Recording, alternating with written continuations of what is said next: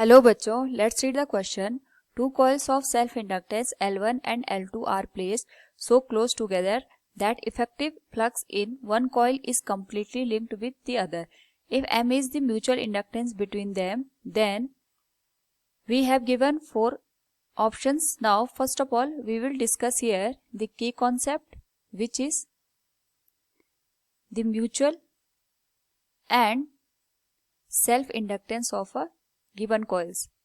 तो जब भी हम बात करते हैं यहाँ पे इंडक्टेंस की, तो इंडक्टेंस एक प्रॉपर्टी होती है किसी भी कॉइल की जो उसमें करंट फ्लो हो रही होती है उसके चेंज का अपोज करता है।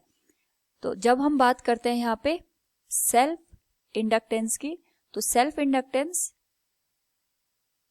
Is a property of a coil जो अपने में ही जो करंट फ्लो हो रही होती है उसके चेंज का यहाँ पे अपोज करता है। तो अगर हम बात करें यहाँ पे सेल्फ इंडक्टेंस की, तो सेल्फ इंडक्टेंस को अगर हम एक फिजिकल प्रॉपर्टी मान के चले, it is given as a inductive coil जिसका coefficient of self inductance given by L। और यहाँ पे अगर हमारे पास गिवन कॉइल है, इसका जो सेल्फ इंडक्टेंस की वैल्यू दैट इज L। इस पर्टिकुलर केस में अगर हम इस कॉइल के थ्रू करंट की वैल्यू को कॉन्टिन्यूसली चेंज करें, तो इस कॉइल में यहाँ पे इस करंट के इंक्रीज या डिक्रीज होने का अपोज होता है और इसी प्रॉपर्टी को हम यहाँ पे कहते हैं सेल्फ इंडक्टेंस। नाउ अगर हम सिमिलरली यहाँ पे समझे म्यूचुअल इंडक्टेंस को, तो mutual inductance is also a property of a coil जिसमें एक कॉइल दूसरे कॉइल में करंट के फ्लो होने पर जो चेंजेस होते हैं उस चेंजेस का अपोज करता है। बट यहाँ पे हमें ये ध्यान रखना है कि जो दोनों कॉइल हम कंसिडर कर रहे हैं उसमें एक कॉइल की जो करंट होती है उसकी वजह से जो यहाँ पे मैग्नेटिक फ्लक्स होता है वो दूसरी कॉइल को लिंक करता है। सपोज ये L1 कॉइल हो गई और ये हमारे पास यहाँ पे L2 कॉइल हो रही है।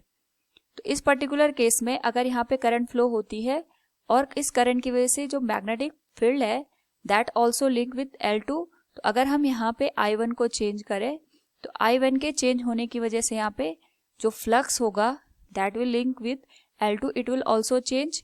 और यहाँ पे अगर फ्लक्स के चेंज होगा तो उस पर्टिकुलर केस में जो सेकंड कॉइल है उसमें EMF इंड्यूस हो जाता है। तो यहाँ पे जो दूसरी कॉइल है वो पहली कॉइल में करंट के फ्लो का अपोज करता है और इसी प्रॉपर्टी को हम यहाँ पे इंडिकेट करते हैं म्यूचुअल इंडक्टेंस। इसको M से हम डिनोट करते हैं।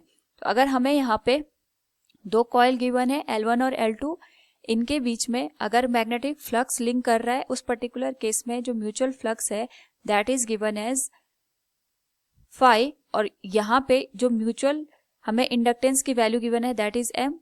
तो इसका जो रिलेशन होता है सेल्फ इंडक्टेंस के साथ it is given as √L1 multiplied with L2। So from the given option हम कह सकते हैं यहाँ पे option D will be the correct answer. Hope all you understood it. Thank you and best of luck.